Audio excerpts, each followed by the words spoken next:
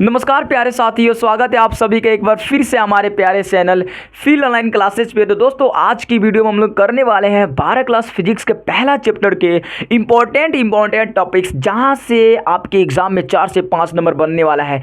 तो ये वीडियो आपके लिए है। अगर आप 12 क्लास के स्टूडेंट हैं तो आप इस वीडियो को पूरा देखिएगा, ताकि हर एक टॉपिक आपका डिटेल से क्लियर हो जाए।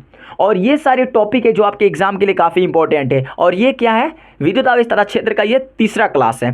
तो आप 2 क्लास नहीं देखे होंगे तो आप लोग जाके प्लेलिस्ट में जाकर देख लीजिएगा। तो चलिए हम इस जो भी हमारा टॉपिक है इसे हम लोग अच्छे तरीके से यहाँ पर डिटेल में समझ लेते हैं, ताकि अगर कोई भी क्वेश्चन आए तो आप लोग पेपर में अच्छे तरीके से लिख पाएंगे। तो पहला हमारा टॉपिक है विद्युत क्षेत्र क्या होता है, उसके बाद विद्युत बल रेखाएं क्या होती है, उसके बाद विद्युत बल रेखाओं के गुण क्या होते हैं, चौथा हमारा है परीक्षण आवेश क्या होता है, पांचवा हमारा विद्युत क्षेत्र की तीव्रता क्या होती है, और छठा है हमारा बिंदु आवेश के कारण वैद्युत क्षेत्र की तीव्रता। ये जितना भी टॉपिक है सब विद्युत क्षेत्र के रिलेटेड ही टॉपिक है, इसलिए हमने थंबनेल पर क्या विद्युत क्षेत्र को मेन टॉपिक बनाकर थंबनेल पर हमने लिख लिया है। ठीक है, तो चलिए स्टार्ट करते हैं। सबसे पहले विद्युत क्षेत्र क्या होता है, तो आप लोग बने रहिएगा ताकि आपका हर एक टॉपिक क्लियर हो जाए। सबसे पहले जानते हैं कि ये विद्युत क्षेत्र का फंडा क्या है, तो लिख लेते हैं। सबसे पहले विद्युत क्षेत्र का एक टॉपिक लिखते हैं और इसे समझ लेते हैं। अगर आप वीडियो को अच्छे तरीके से देखेंगे तो आपको समझ में आएगा। लिखते हैं हम लोग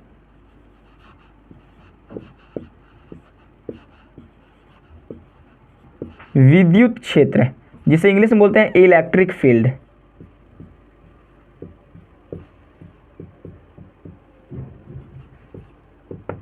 बोलते हैं इसे हम लोग इंग्लिश में इलेक्ट्रिक फील्ड बोलते हैं। इसे हम लोग थोड़ा सा कैजुअली समझ लेते हैं कि ये विद्युत क्षेत्र क्या होता है। अगर मैं थोड़ा सा क्षेत्र को हाईलाइट करता हूँ, क्षेत्र को हर एक नहीं होता है कि कोई भी जगह होता है वो क्या होता है, एक क्षेत्र को घेरता है।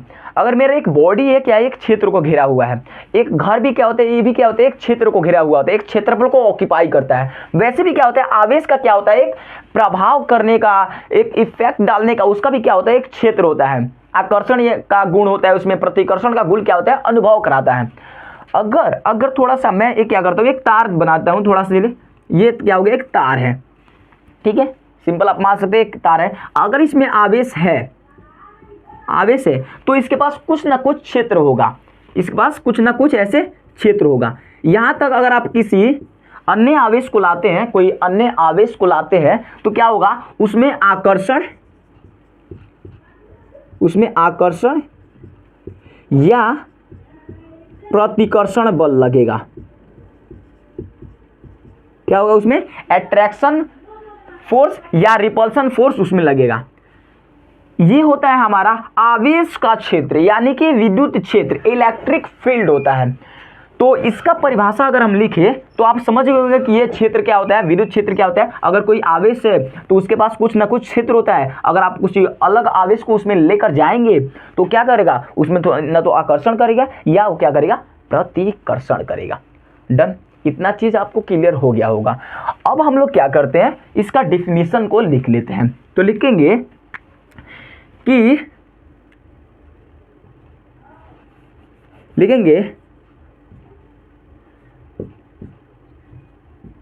किसी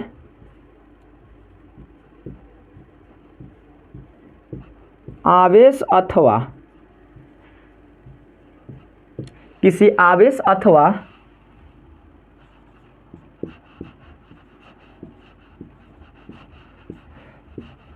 आवेश के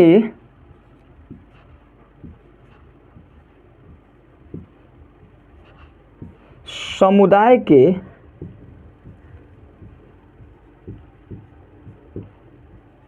चारों ओर का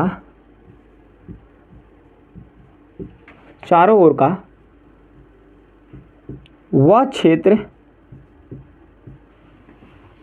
किसी आवेश अथवा आवेश के समुदाय का चारों ओर का वह क्षेत्र जिसमें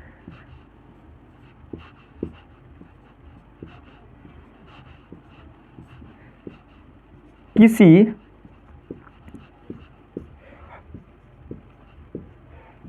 अन्य आवेश को लाने पर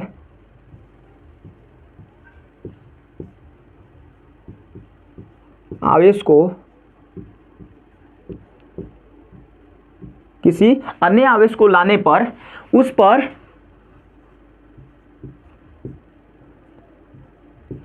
आकर्षण या प्रतिकर्षण बल का अनुभव होता है। आकर्षण या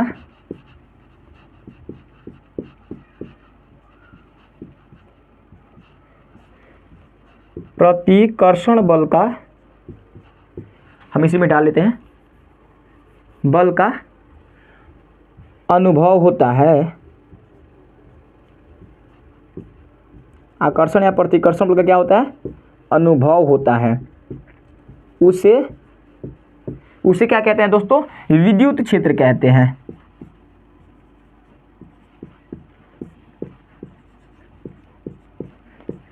उसे विद्युत क्षेत्र कहते हैं। तो हमने जैसे चित्र के माध्यम से आपको समझाया कि कैसे आकर्षण या प्रतिकर्षण बल होता है, उसी प्रकार हमने यहाँ पर क्या किया, एक बहुत ही प्यारा सा डिफिनीशन को यहाँ पे हमने लिख लिया। तो आपको ये डिफिनीशन भी समझ में आया होगा और ये विद्युत क्षेत्र क्या होता है ये भी आपको समझ में आया होगा। एक नोट में एक चीज़ हम लिख रहे हैं जो अगर आप थोड़ा सा ध्यान देंगे तो नोट आपके लिए काफ़ी इंपॉर्टेंट होगा। तो चलिए हम इस नोट को लिख लेते हैं। नोट में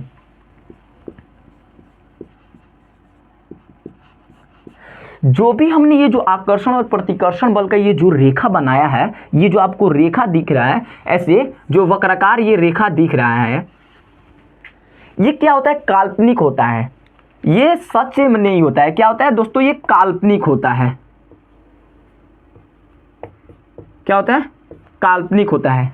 हम ईश्वर को देखे नहीं है, लेकिन हाँ कल्पना करते हैं कि कोई ना कोई पॉजिटिव एनर्जी है जो हमारे पूरे ब्रह्मांड को चला रही है। उसी प्रकार क्या होता है, ये जो रेखा आवेश का जो ऑक्यूपाई करने का उसका जो क्षेत्र होता है वो क्या होता है? काल्पनिक होता है। तो नोट में हम लोग लिखेंगे जो विद्युत क्षेत्र यानी कि विद्युत क्षेत्र की जो रेखा होती है, विद्युत क्षेत्र को हम लोग विद्युत बल रेखाओं द्वारा क्या करते हैं? प्रदर्शित करते हैं। विद्युत क्षेत्र को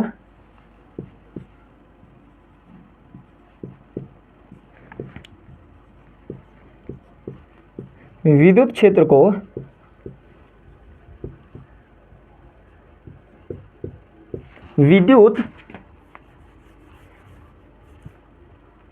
विद्युत बल रेखाओं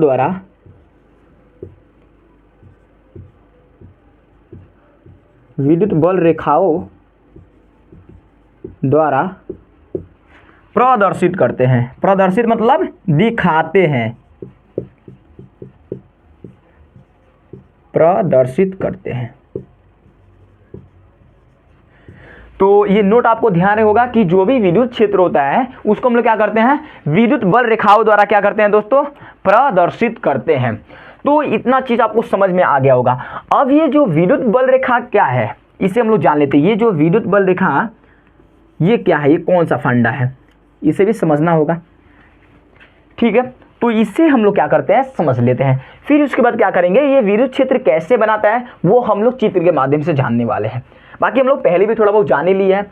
अब क्या करते हैं, थोड़ा सा इसे मिटा लेते हैं और जानते हैं ये विद्युत बल रेखा क्या होती है। तो बोर्ड आप समझ सकते हैं, मैं तो पीपीटी तैयार नहीं कर सकता इस पर, तो इसे मिटाना पड़ेगा। तो इसे मिटा लेते हैं, आप लोग नोट डाउन कर लीजिएगा इसे। तो लिखते हैं कि ये विद्युत बल रेखाएं क्या होती है। लिखेंगे दोस्तों, अगर आपको क्लास स्लो लग रही हो तो आप इसे 1.5 गुना करके देख लीजिएगा स्पीड। लिखेंगे, हम स्लो इसलिए लिख रहे हैं ताकि आपका हर एक जो भी हम लिख रहे हैं शब्द आपको अच्छी तरीके से दिखाई दे। लिखेंगे विद्युत बल रेखा। विद्युत बल रेखा ये जो हमने जो एक क्षेत्र ऑक्यूपाई करता है, जो क्षेत्र घिरता है, उसे हम लोग क्या कहते हैं? विद्युत बल रेखा कहते हैं। तो इसको हम लोग परिभाषित कैसे करेंगे? डन, उसके बाद चित्र के माध्यम से हम लोग समझेंगे। ठीक है, तो लिखेंगे, इसको लिखेंगे परिभाषा में, विद्युत बल रेखा है, परिभाषा लिख लेते हैं कि विद्युत बल रेखाएं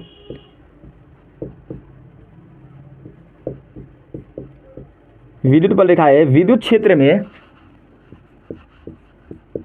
में खींचा गया वह काल्पनिक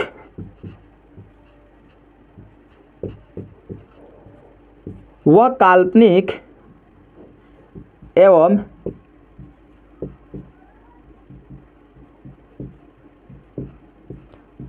निष्कोण वक्र रेखा होता है, रेखा होता है,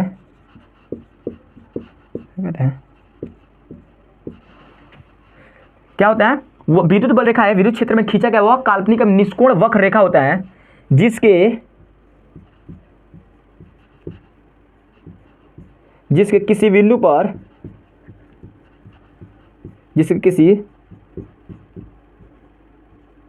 बिंदु पर खींची गई स्पर्श रेखा, खींची गई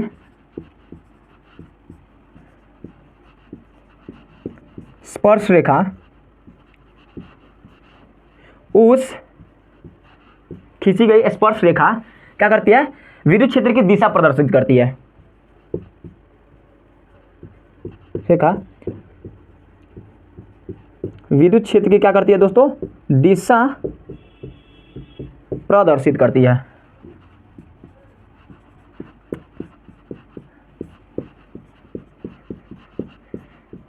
दिशा क्या करती है दोस्तों? प्रदर्शित करती है। अब इसके अनुसार हम क्या करते हैं? चित्र बना लेते हैं, क्योंकि लिखना तो पड़ेगा ही, बिना लिखे तो हम लोग कर नहीं सकते हैं, ये तो डिजिटल बोर्ड है ही नहीं।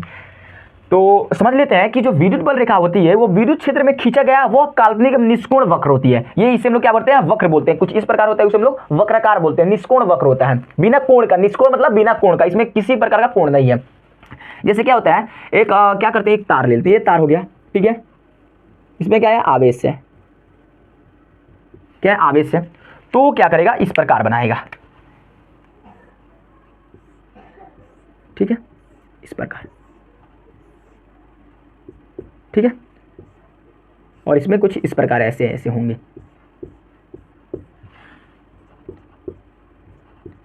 इतना समझ में आया कि जो विद्युत बल रेखा क्या होती है? विद्युत क्षेत्र में खींचे गए काल्पनिक होती है, मतलब कल्पित होते हैं, निष्कोण वक्र रेखा होती है। और इसके किसी बिंदु पर, अगर मेरे पास क्या है, एक है इस प्रकार है, इसके किसी बिंदु पर अगर हम लोग क्या करते हैं, एक तीर जैसा क्या करते हैं, एक रेखा खींचते हैं, ये तो ये क्या करती है? ये विद्युत क्षेत्र की दिशा प्रदर्शित करती है। ये जो हमारी रेखा है, इसे हम लोग बोलते हैं स्पर्श रेखा, स्पर्श रेखा। और जो इस बिंदु पर टच कर रही है उसे बोलते हैं हम लोग स्पर्श बिंदु। आप लोग 10 क्लास में पढ़े होंगे कि स्पर्श रेखा क्या होती है और स्पर्श बिंदु क्या होती है। ये हमारे चैप्टर 10 यानी कि वृत्त के टॉपिक में का है, वृत्त के सूत्र या वृत्त के जो भी हमारा पढ़े हुए हैं उसमें का ये स्पर्श रेखा और स्पर्श बिंदु है। तो क्या होता है, अगर हम क्या करते हैं, ये जो स्पर्श बिंदु है इस पर क्या करते हैं, एक रेखा खींच लेते हैं, स्पर्श रेखा, तो क्या करती है? दिशा को बताती है, यानी कि तीर जिस तरफ होगा उस तरफ इस काल्पनिक रेखा की क्या होगी? दिशा होगी। तो ये रहा हमारा विद्युत बल रेखा का परिभाषा और उसका चित्र। अब हम लोग जैसे कि ये जो अगर उदाहरण में कुछ दे तो ये धनात्मक का, ये कुछ इस प्रकार धनात्मक का विद्युत बल रेखा होगा और ये ऋणात्मक का होगा, कुछ ऋणात्मक का इस प्रकार होता है, और ये हो गया धनात्मक प्लस ऋणात्मक दोनों का। तो ये रहे हमारे धनात्मक द्वारा विद्युत बल रेखाएं, ऋणात्मक द्वारा विद्युत बल रेखाएं और धनात्मक या ऋणात्मक दोनों द्वारा विद्युत बल रेखाएं। अब हम लोग समझ लेते हैं कि ये विद्युत बल रेखाओं के गुण क्या होते हैं, मतलब इसी के बारे में जानना है कि विद्युत बल रेखाएं के गुण क्या है। तो पहला गुण क्या हो जाएगा कि ये धनात्मक से निकल के क्या होती है? ऋणात्मक तक जाती है। दूसरा, जहां पर विद्युत बल रेखाएं पास पास होती है वहां पर जो आकर्षण एवं प्रतिकर्षण बल गुण ज्यादा पाया जाता है, प्रबल होता है। विद्युत बल रेखाएं क्या होती है? एक दूसरे को कभी भी क्या होती है? काटती नहीं है। अगर काटेगी तो दो दिशा प्राप्त होगी, जो क्या होगा? गलत होगा, ठीक है। तो ये रहे उसके गुण। तो इससे हम लोग गुण को क्या करते हैं? विशेषता को यहाँ पर लिख लेते हैं। हर एक टॉपिक को धीरे धीरे चलेंगे ताकि अच्छा वीडियो लगे और समझ में भी हर एक चीज़ आए, ठीक है। ऊपर ऊपर कोई भी हम लोग टॉपिक को लेकर नहीं जाने वाले हैं। तो सबसे पहले हम लिख लेते हैं इसके विद्युत बल रेखाएं के गुण। सबसे पहले इसे मिटाना पड़ेगा।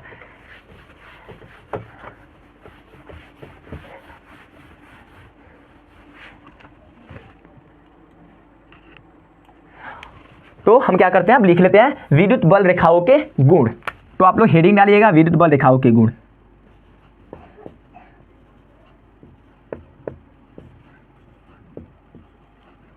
विद्युत बल रेखाओं के गुण, ठीक है। तो लिखते हैं हम लोग एक नंबर में लिखेंगे विद्युत रेखाएं धनावेश से निकलकर वक्र बनाती हुई ऋणावेश पर जाकर समाप्त हो जाती है। लिखेंगे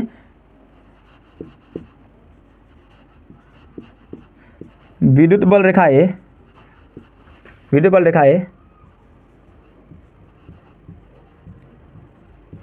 धनावेश से निकलकर वक्र बनाती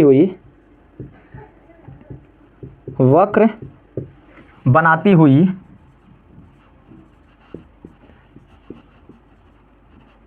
ऋणावेश पर जाकर समाप्त हो जाती है। ऋणावेश पर जाकर समाप्त हो जाती है। क्या होती है दोस्तों? समाप्त हो जाती है। अब कहेंगे अच्छा भाई ये बताओ ये कैसे होगा? तो हमने क्या बनाया, ये क्या हो गया, एक धनात्मक आवेश, एक हो गया ऋणात्मक आवेश। कुछ इस प्रकार आवेश होगा ना मेरे भाई? होगा, बिल्कुल होगा। यहाँ से क्या होंगे, इसकी दिशा होगी, ये क्या होगी, धनावेश से निकलकर ऋणावेश पर जाकर समाप्त हो जाएगी। ये इसके अंदर नहीं जाएगी।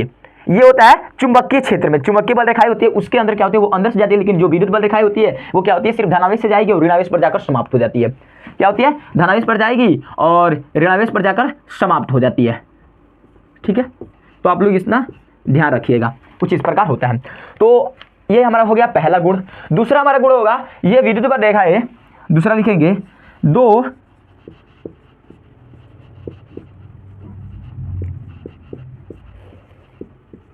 विद्युत बल रेखाएं एक दूसरे को कभी नहीं काटती। एक दूसरे को कभी भी नहीं काटती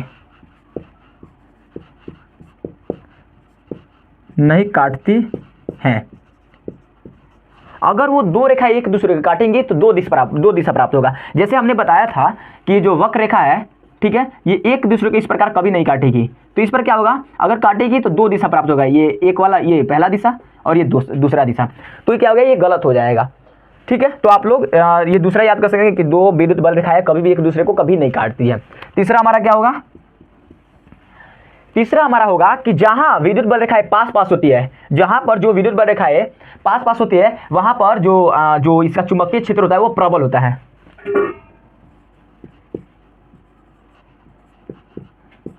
विद्युत बल रेखाएं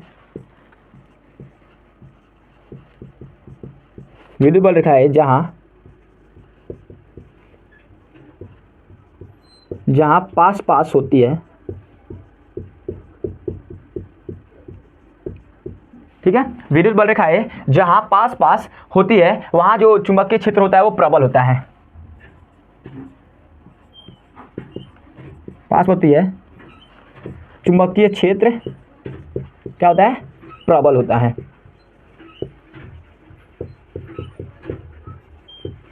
ठीक है, वहां यहां पर लिख लेंगे वहां। तो ये रहा हमारा तीसरा गुण। तो ये रहे हमारे विद्युत बल रेखाओं के हमारे गुण। तो इतना आप लोग ध्यान दे सकते हैं। अब हम लोग समझ लेते हैं कि ये परीक्षण आवेश क्या होता है। फिर इसके बाद हम लोग जानेंगे विद्युत क्षेत्र की तीव्रता और बिंदु आविष्कार में विद्युत क्षेत्र की तीव्रता।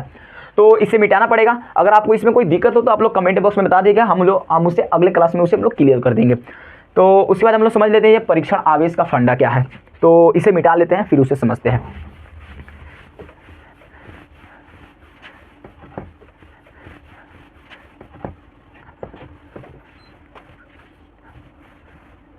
तो हम लिखते हैं सबसे पहले। अच्छा, एक और टॉपिक जान लेते हैं कि एक ये विद्युत बल रेखा,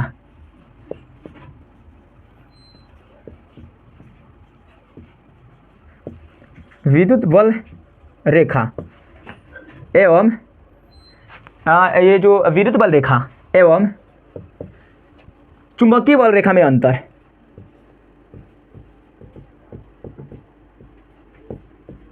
चुंबकीय बल रेखा में अंतर।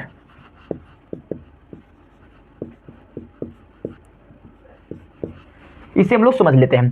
जो विद्युत बल रेखाएं होती है वो धनावेश से निकलकर वक्र बनाते हुए ऋणावेश पर समाप्त हो जाती है, और जो चुंबकीय बल रेखा होती है ये क्या होती है, बंद वक्र नहीं बनाती है। तो लिखेंगे सॉरी, यहाँ पर थोड़ा मिस्टेक हो गया कि जो विद्युत बल रेखाएं होती है ये क्या होती है, ये बंद वक्र क्या होती है, नहीं बनाती है, धनावेश से निकलकर ऋणावेश पर जाकर समाप्त हो जाती है। अगर विद्युत बल रेखा की बात की जाए तो कुछ ऐसे होता है। ये हमारा तार हो गया, तो इसमें जो होगा ये क्या होगा, अगर ये धनावेश है और ये ऋणावेश है, समझने का प्रयास कीजिएगा, ठीक है। ये क्या होगी, धनावेश से जाएगी और ऋणावेश पर जाकर समाप्त हो जाएगी, ठीक है। ऋणावेश पर जाकर ये समाप्त हो जाएगी।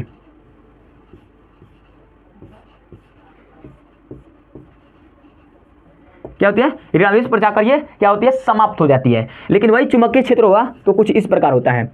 अगर मान लीजिए कि अगर मान ये हमारा N है और ये S पोल है, चुंबकीय बल रेखा कुछ इस प्रकार होता है, तो क्या करी, ये इस प्रकार बनाती है, ये बंद वक्र बनाती है।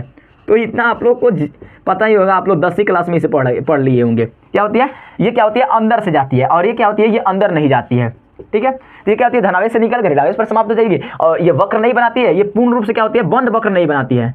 ये क्या होती है, बंद, देखिए वक्र बनाती है लेकिन बंद वक्र नहीं बनाती है। ये भी वक्र बनाती है लेकिन क्या होती है, बंद वक्र बनाती है, बंद वक्र बनाती है, राइट। ये हो गया वक्र, ये हो गया बंद वक्र नहीं है, लेकिन ये क्या है, बंद वक्र है। तो चुंबकीय बल रेखा है ये बनाती है, और विद्युत बल रेखा है ये वाला वक्र बनाती है। तो ये समझ में आ गया होगा। अगर ये टॉपिक आता है तो आप लोग इसे अपने मेंशन कर सकते हैं, जो भी आप लोग पेपर देख रहे होंगे। तो अब समझते हैं हम लोग परीक्षण आवेश, इसे हम लोग मिटा लेते हैं, बार बार मिटाना पड़ेगा। अब हम लोग लिखते हैं कि ये परीक्षण आवेश क्या होता है और परीक्षण आवेश की आवश्यकता क्यों होती है। लिखते हैं हम लोग परीक्षण आवेश। ये कौन नंबर टॉपिक है हमारा, हाँ 5वां नंबर टॉपिक है। लिखेंगे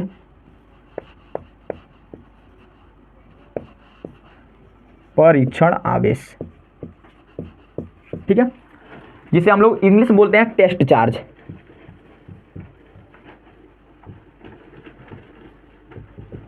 अगर आप परीक्षण आवेश जानेंगे तभी क्या कर सकते हैं आप, ये विद्युत क्षेत्र की तीव्रता और ये बिंदु आवेश के कारण विद्युत क्षेत्र की तीव्रता को समझ पाएंगे, क्योंकि परीक्षण आवेश से क्या है, ये हमारा रिलेटेड होता है। परीक्षण आवेश एक काल्पनिक धनात्मक आवेश होता है जिसका मान क्या होता है, सदैव एक इकाई होता है। लिखेंगे हम लोग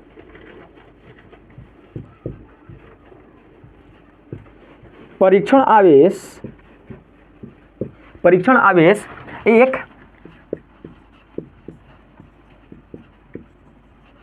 एक काल्पनिक धनात्मक आवेश होता है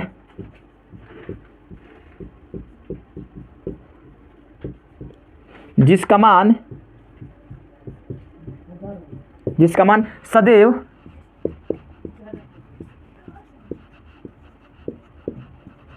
एक इकाई होता है। क्या होता है दोस्तों, एक इकाई होता है, जिसका मान क्या होता है दोस्तों, सदैव एक इकाई होता है। और परीक्षण आवेश को हम लोग Q नॉट से प्रदर्शित करते हैं। लिखेंगे परीक्षण आवेश को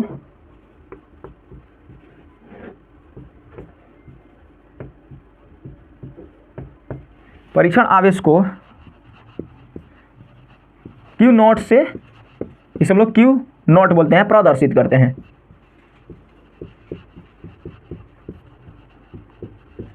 Q नॉट से इसे हम लोग क्या करते हैं दोस्तों, प्रदर्शित करते हैं। तो ये रहा हमारा परीक्षण आवेश का परिभाषा, ठीक है। अब हम लोग समझ लेते हैं कि विद्युत क्षेत्र की तीव्रता क्या होती है।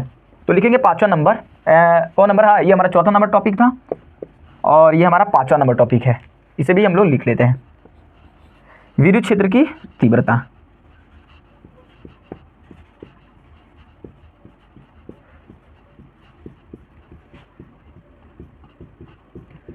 विद्युत क्षेत्र की तीव्रता, तो इसका हम लोग परिभाषा लिखेंगे कि विद्युत क्षेत्र में एकांक परीक्षण आवेश पर लगने वाले वैद्युत बल को वैद्युत क्षेत्र की तीव्रता कहते हैं। वैद्युत क्षेत्र में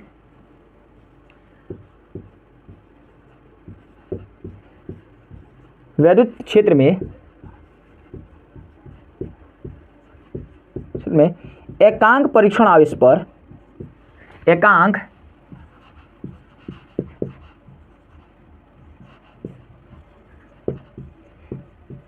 परीक्षण आवेश पर वैद्युत क्षेत्र में एकांक परीक्षण आवेश पर लगने वाले वैद्युत बल को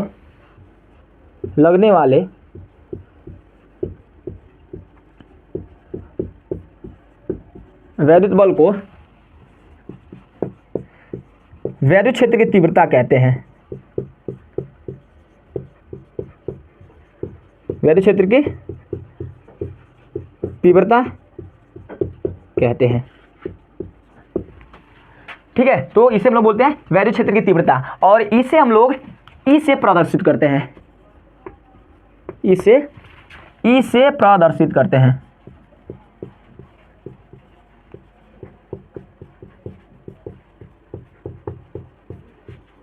इसे हम लोग ई से प्रदर्शित करते हैं। उसके बाद नीचे लिखेगा यदि परीक्षण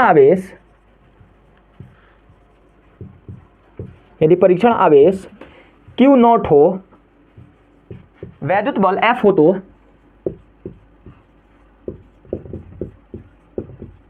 बल F हो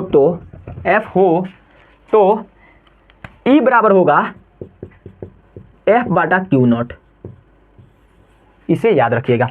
यदि मतलब वैद्युत क्षेत्र में एकांक मतलब उसके सबसे छोटा जो एकांक परीक्षण आवेश होता है ना, उस पर लगने वाला जो वैद्युत बल होता है वो वैद्युत क्षेत्र की तीव्रता कहते हैं हम लोग उसे। क्या कहते हैं उसे हम लोग? वैद्युत क्षेत्र की तीव्रता कहते हैं।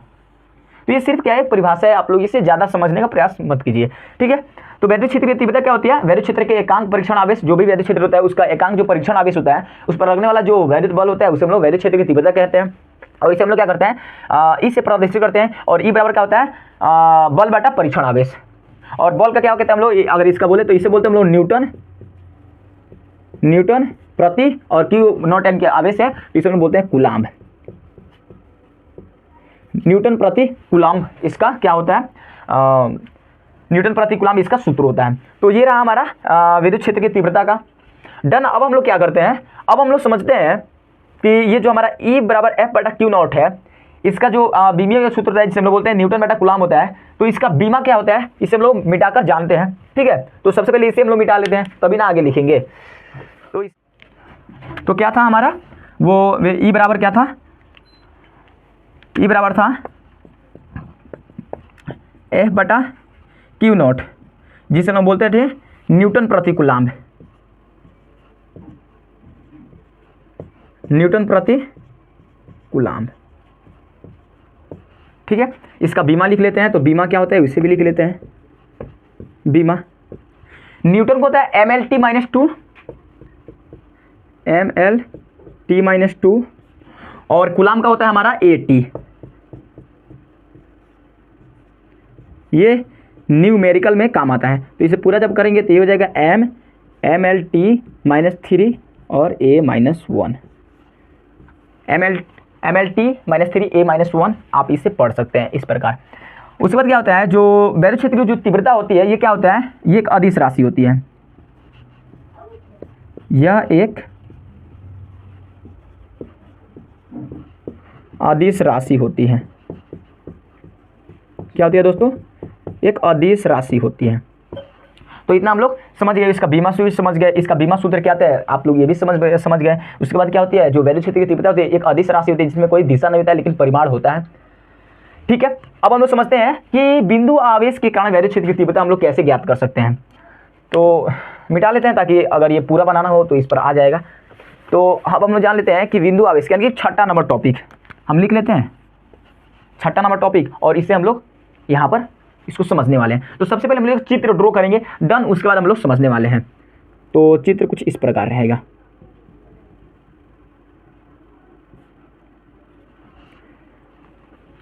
यहाँ पर है प्लस Q, और यहाँ से यहाँ तक ये R रहेगा, यहाँ पर P बिंदु होगा, और यहाँ पर Q नॉट आवेश होगा, और यहाँ पर F है।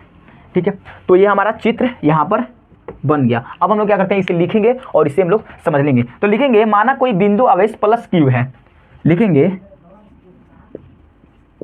हम लोग क्या ज्ञात कर रहे हैं, हमारा 6ठा बिंदु आवेश करना वैद्युत क्षेत्र की तीव्रता कैसे ज्ञात किया जाए। सबसे पहले चित्र कुछ इस प्रकार बनता है, उसके बाद हम लोग डेरिवेशन लिखेंगे कि माना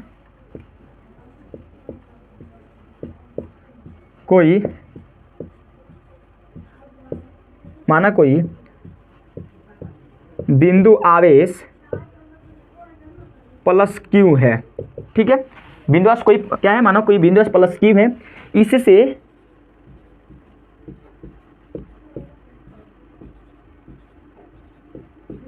आर दूरी पर, इससे आर दूरी पर क्या है दोस्तों, बिंदु P है, बिंदु, इससे आर दूरी पर क्या है, बिंदु P है, जहां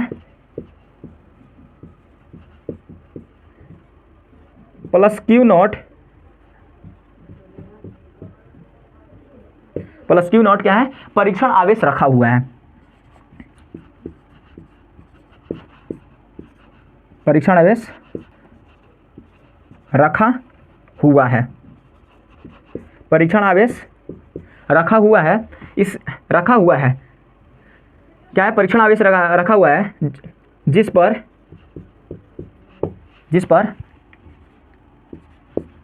वैद्युत क्षेत्र की तीव्रता ज्ञात करेंगे, वैद्युत क्षेत्र की क्या करेंगे दोस्तों, तीव्रता ज्ञात करेंगे, तीव्रता क्या करना है, ज्ञात करना है। तो आप लोग इस प्रकार कुछ डेरिवेशन आप लोग लिख सकते हैं। तो इसमें क्या होता है, सबसे पहले क्या करते हैं, ये जो हमारा होता है, ये जो भी होता है वो हम लोग लिखते हैं कूलाम के नियम से, उसके बाद लिखेंगे कूलाम के नियम से, कूलाम के नियम से हम छोटा छोटा लिख रहे हैं ताकि हर एक टॉपिक है यहाँ पर क्या हो जाए, पूरी तरह से मेंशन हो जाए, ठीक है। कूलाम के नियम से क्या होता है दोस्तों, F बराबर के Q1 Q2 बटा क्या होता है, R स्क्वायर होता है। अगर क्या करें, अगर इसके अनुसार हम लिखें तो ये क्या हो जाएगा, ये हो जाएगा K, ये हो जाएगा K Q और ये हो जाएगा Q नॉट बटा क्या हो जाएगा, R हो जाएगा इसके अनुसार ना। ये Q1 की जगह Q है, Q2 की जगह क्या है, Q नॉट है, और R स्क्वायर की जगह क्या सिंपल है, सिंपल हमारा R रखा हुआ है। अगर इसमें हम लोग जो E बराबर क्या होता है, F बराबर क्या होता है, यहाँ पे F है तो यहाँ पे भी क्या रहेगा, F रहेगा, ये कॉमा F बराबर K इंटू Q नॉट बटा R होता है। तो ये जो F बटा Q नॉट है, अगर हम क्या करते हैं, ये F यहाँ पर लिख लेते हैं और Q नॉट को यहाँ पर ला लेते हैं बट्टा में, तो यहाँ पर क्या हो जाएगा, K Q बटा R यहाँ पर बचेगा। यहाँ पर आपको ध्यान से देखने की जरूरी है, जो हमारा F बराबर K इंटू Q नॉट बटा R है, अगर हम क्या करते हैं Q नॉट को इधर लाएंगे तो सिंपल K और Q बटा R बचेगा। हम इसकी जगह यानी कि F बटा Q नॉट की जगह सिर्फ E लिख सकते हैं, E, क्योंकि E बराबर क्या होता है दोस्तों, E बराबर क्या होता है, F बटा Q नॉट होता है वैद्युत क्षेत्र की तीव्रता बराबर F बटा Q नॉट यानी कि न्यूटन प्रति कूलम होता है, हम लोग ने पहले बताया है।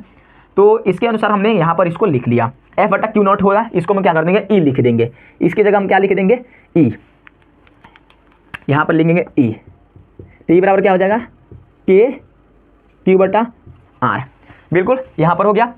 तो यही क्या है हमारा, ये होता है वैद्युत क्षेत्र की तीव्रता बिंदु आवेश कारण वैद्युत क्षेत्र की तीव्रता में संबंध होता है, बिंदु आवेश कारण वैद्युत क्षेत्र की तीव्रता में संबंध होता है। K की जगह हम ये भी लिख सकते हैं, K की जगह 9 गुने 10 के पावर 9 न्यूटन मीटर स्क्वायर प्रति कूलम स्क्वायर। तो आप इसे एक और लिख सकते हैं, E बराबर K की जगह आप लिख सकते हैं 9 गुने 10 के पावर 9 न्यूटन 9 Q बटा R, कुछ इस प्रकार भी लिख सकते हैं। तो ये रहा हमारा डेरिवेशन है, ठीक है। और इसमें क्या होता है, जो एप्सिलॉन नॉट है, अगर एप्सिलॉन नॉट के अनुसार चले, जैसे कि K बराबर जो होता है, K बराबर यहाँ पर K बराबर एक और होता है 1/4 पाई एप्सिलॉन नॉट। इसमें जो एप्सिलॉन नॉट होता है, ये क्या होती है, निर्वात की वैद्युतशीलता होती है। निर्वात की क्या होती है दोस्तों, वैद्युतशीलता होती है। क्या होती है, निर्वात की वैद्युतशीलता हमारी ये होती है। तो अगर 1/4 पाई एप्सिलॉन नॉट है, यहाँ पर नैनोमीटर कूलम स्क्वायर है, यहाँ पर क्या है, नैनोमीटर कूलम स्क्वायर है। तो अगर कूलम स्क्वायर की जगह पर हम इसको लिखें, अगर निर्वात की वैद्युतशीलता के अनुसार, तो हम इसको लिख सकते हैं E बराबर लिख सकते हैं 1/4 pi epsilon not into Q बटा R स्क्वायर। ये हमारा यहाँ पर डेरिवेशन इसका निकल के आ जाएगा E बराबर। तो यहाँ से हम एक बार और क्या करते हैं, इसको हम लोग रिकैप कर लेते हैं, ठीक है। एक बार हम इसके रिकैप कर लेते हैं। यहाँ पर क्या होगा, R स्क्वायर होगा, यहाँ पर R स्क्वायर होगा, सॉरी भूल गए थे, ठीक है। लेकिन आपको समझ आइएगा कि R की जगह क्या होगा, R स्क्वायर होगा, तभी हमारा क्या होगा, R स्क्वायर मिलेगा। यहाँ पर भी क्या होगा, R स्क्वायर होगा। मान लेंगे कोई बिंदु आवेश प्लस क्यू है और इसे r दूरी पे क्या है, बिंदु P है, जहाँ पर हमें क्यू नॉट रखा हुआ है और वहाँ पर हमें क्या करना है, वैद्युत क्षेत्र की तीव्रता ज्ञात करना है। तो कूलम के नियम से बराबर के क्यू इंटू Q1 Q2 बटा r स्क्वायर, तो बराबर क्या हो जाएगा k, और Q1 की जगह क्या है, Q है, और Q0 की Q2 की जगह Q नॉट है, और r की जगह हम क्या r स्क्वायर रख देंगे। तो f बटा अगर हम Q नॉट को इधर लाते हैं तो f बटा Q नॉट हो जाता है और बराबर के Q बटा आर स्क्वायर। तो हम Q F बटा Q नॉट की जगह हम E लिख सकते हैं, क्योंकि E बराबर क्या होता है, न्यूटन प्रति कूलम होता है, तो E हो गया, और K Q बटा आर स्क्वायर हो गया। यहाँ पर आप देख सकते हैं K बराबर क्या 9 गुना 10 पर 9 नैनोमीटर स्क्वायर प्रति कूलम स्क्वायर होता है, और यहाँ पर E बराबर क्या 9 गुना 10 पर 9 Q बटा यहाँ हम लोग आर स्क्वायर लिख सकते हैं। और यहाँ पर क्या होता है, जो K बराबर 1/4 पाई एप्सिलॉन नॉट भी होता है, और एप्सिलॉन नॉट बराबर क्या होता है, निर्वात की वैद्युतशीलता होती है। उसके बाद हमने क्या किया, जो E बराबर क्या होता है 1/4 pi epsilon not into Q बटा आर स्क्वायर। तो ये रहा आपका डेरिवेशन, बिंदु आवेश के कारण वैद्युत क्षेत्र की तीव्रता में, बिंदु आवेश के कारण वैद्युत क्षेत्र की तीव्रता में क्या है, संबंध है। तो ये रहा हमारा संबंध। तो इतना हम लोगों ने समझने का प्रयास किया है, इसको आप लोग थोड़ा सा एक बार और देख लीजिएगा। सबसे पहले ये डेरिवेशन लिखना है, उसके बाद इतना सारा कुछ लिखना है, और ये वाला हमें चीज़ यहाँ पर ला देना है। तो ये क्लास आप लोग को कैसा लगा, उम्मीद करते हैं कि आप लोग को हर एक कॉन्सेप्ट समझ में आया होगा। थोड़ा सा ये बोर्ड होने के कारण या लाइटिंग के कारण थोड़ा दिक्कत हो रहा होगा, कि या लिखावट में थोड़ा बहुत दिक्कत हो रहा होगा, तो थोड़ा बहुत एडजस्ट कीजिए, समय आते जाएगा, हम इसकी क्वालिटी को बढ़ाते जाएंगे। तो मिलते हैं, तब तक के लिए जय हिंद, वंदे मातरम।